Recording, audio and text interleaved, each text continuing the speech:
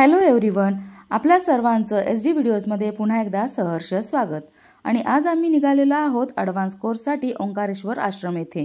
मैं गाने जा रही हूँ, आपका सुरूर तो सुनिए मेरी आवाज में। ओहो तेरा तेरा तेरा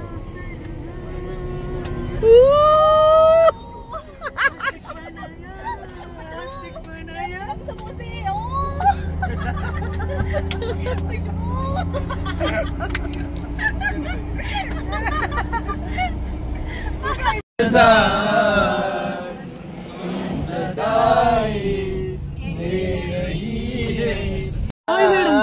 रुमाल आपका बेचैन कर गया गया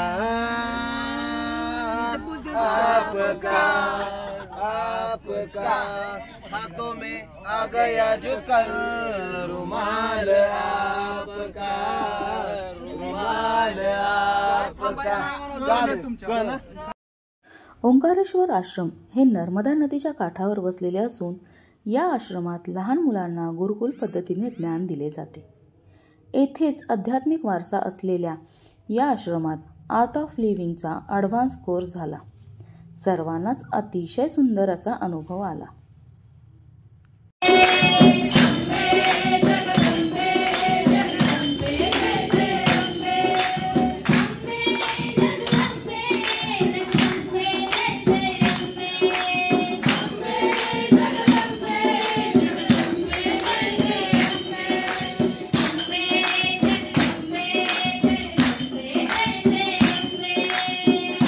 सेवा सत्संग साधना या त्रिसूत्रीचे अध्ययन करीत हा आमचा आर्ट ऑफ लिव्हिंगचा परिवाराचा अतिशय शांततेत हा कोर्स पार पडला। या कोर्सने आमच्यामध्ये स्वअनुभूती येऊन आध्यात्मिक उन्नती घडून आली आणि त्यामुळे एक वेगळंच असं चैतन्य निर्माण झालं। ओंकारेश्वर हे 12 ज्योतिर्लिंगांपैकी 4थे ज्योतिर्लिंग आहे। ओंकारेश्वर धाम मध्य प्रदेशाच्या मोक्षदायिनी म्हणून ओळखल्या जाणाऱ्या नर्मदा नदीच्या तीरावर आहे। ज्योतिर्लिंगाच्या दर्शनासाठी नर्मदा नदीवरील पुलावरून दुसऱ्या बाजूला जावे लागते। मंदाता आणि शिवपूर नावाच्या बेटावर ओंकारेश्वराचं पवित्र धाम आहे।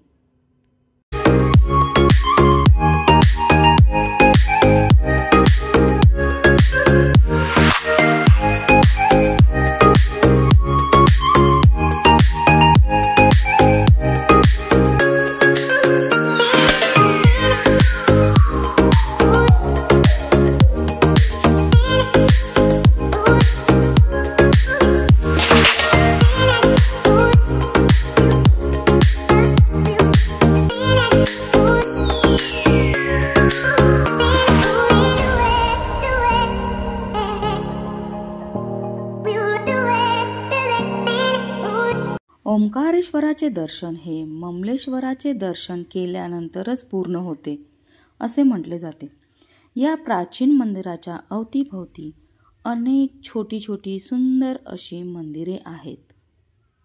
उज्जैन महाकालेश्वर मंदिर जे 12 ज्योतिर्लिंगांपैकी 3रे अतिशय खास ज्योतिर्लिंग आहे। महाकालला उज्जैनचा राजा असेही म्हणतात। कोणतेही शुभ कार्य करण्यापूर्वी महाकालचा आशीर्वाद घेणे अत्यंत आवश्यक आहे अशी धारणा आहे।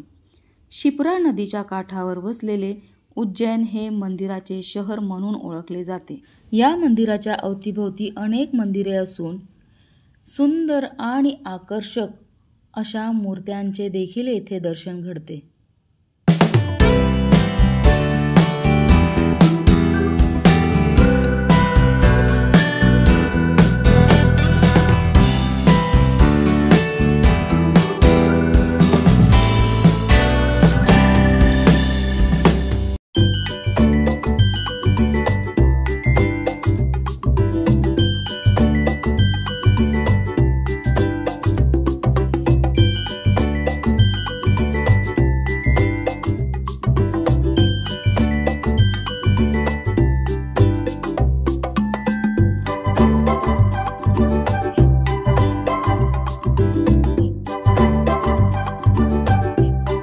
उज्जैन शहरातील कालभैरवाचे मंदिर आहे।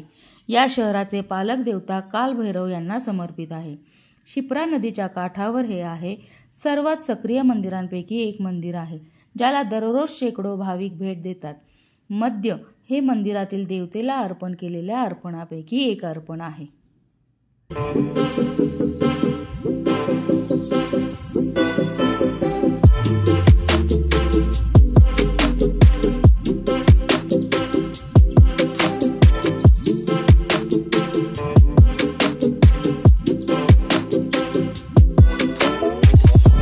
महेश्वर किल्ला हा होळकर घराण्याने 16व्या शतकात नर्मदा नदीच्या काठावर बांधलेली भव्य वास्तू आहे. होळकरांची राणी अहिल्याबाई धडाडीचे नेतृत्व करणाऱ्या यांचा जन्म महाराष्ट्राच्या अहमदनगर जिल्ह्यातील जामखेड तालुक्यातील चौंडी या गावी झाला. पुण्यश्लोक राजमाता अहिल्यादेवी मल्हारराव होळकरांच्या सून होत्या. लवकरच विधवा झाल्या, परंतु मल्हाररावांनी त्यांना सती जाऊ न देता राज्यकारभार पाहण्याचा सल्ला दिला. मल्हाररावांच्या मृत्यूनंतर अहिल्याबाई यांनी धनगर समाजाच्या माळवा प्रांताचा कारभार बघू लागल्या. अहिल्याबाई होळकर या उचित न्यायदानासाठी प्रसिद्ध होत्या. त्यांनी भारतभर अनेक हिंदू मंदिरे व नदीघाट बांधले. एवढंच नाही तर त्यांनी लोकांना रोजगार निर्माण व्हावा म्हणून औद्योगिक धोरणं देखील आखली. अनेक हिंदू मंदिरांचा जीर्णोद्धार केला. महेश्वर व इंदोर या गावांना सुंदर बनवले. अनेक देवळांचा आश्रयदाता होत्या. त्यांनी अनेक तीर्थक्षेत्री धर्मशाळांचे बांधकाम केले होते. नर्मदा नदीच्या घाटावरील हा महेश्वर किल्ला अतिशय सुंदर असे शिल्पकाम नक्षीकाम असलेला अनेक पर्यटकांचे आकर्षण बनला आहे. येथे महेश्वर राजवाडा आहे आणि याच राजवाड्यात वस्तू संग्रहालय देखील आहे. यामध्ये होळकरांचे साक्ष देणारे अनेक वस्तू आहेत आणि याच वस्तू साक्ष देतात की राजमाता अहिल्यादेवी यांचे कर्तृत्व किती महान होते ते सांगतात.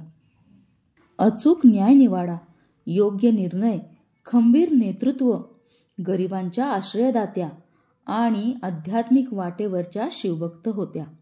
अशा या पुण्यश्लोक राजमाता अहिल्यादेवी यांना कोटी कोटी प्रणाम.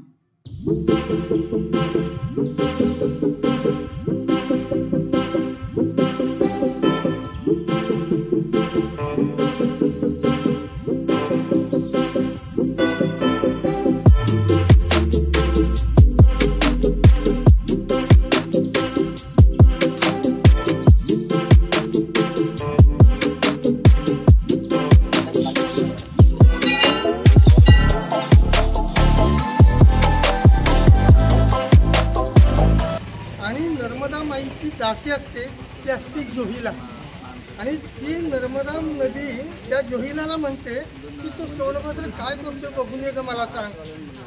तर ती जोहिला त्याला बघायला जाते आणि जोहिलाच त्याच्या प्रेमात पडते आणि ते चित्र बघून शृंगार करत बसतात. भैया म्हणते की हे का येत नाही आहेत.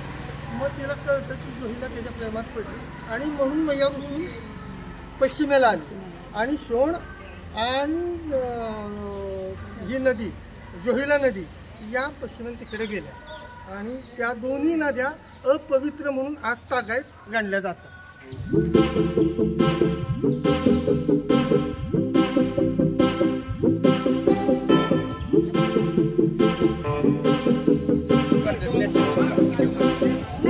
ही बघा मान तालुक्यातील लोक थोडासा पाऊस आला तरी घाबरून जातात ना. बिचारी दुष्काळ भागातली लोक आहेत त्यामुळे हे पाडाला बघून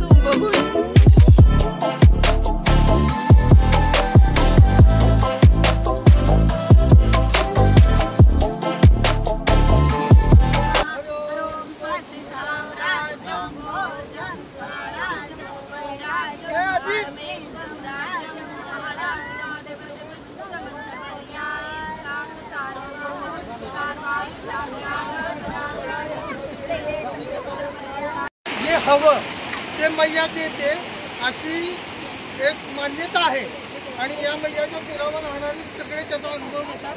काही मी पण अनुभव घेतला. आपण सगळ्यांनी त्या गोष्टीनं या ठिकाणी मैयाची आपण प्रार्थना करायची. हे संस्कृत हा ठिकाण असं आहे की ज्या भगवान शंकराचा भक्त सहस्त्रार्जुन होता तर ती मैया रुसून आलेली आहे. आपण त्याची स्टोरी मगाशी ऐकली. त्याच्या पुढे सांगतो की तिला मी मनवेन, तिला मी आडवेन आणि शंकर मला अजून प्रसन्न होतील, म्हणून त्यानं सहस्त्र बाहूनं मैयाला असा अडवण्याचा प्रयत्न केला, मनवण्याचा प्रयत्न केला. पण त्याच्या सहस्त्र बाहूतून मैया सुटून निघून तिथून पुढं प्रवाहित झालेली आहे.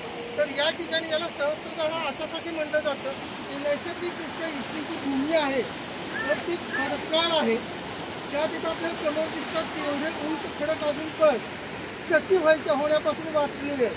इतक्या उंच क्षती होत काही शक्ती खडक खाली ढासळत गेले आणि त्यातून मैयाचा प्रवाह त्याचा पुढं वाहत गेलेला असा हा मैयाचा भौगोलिक या इथं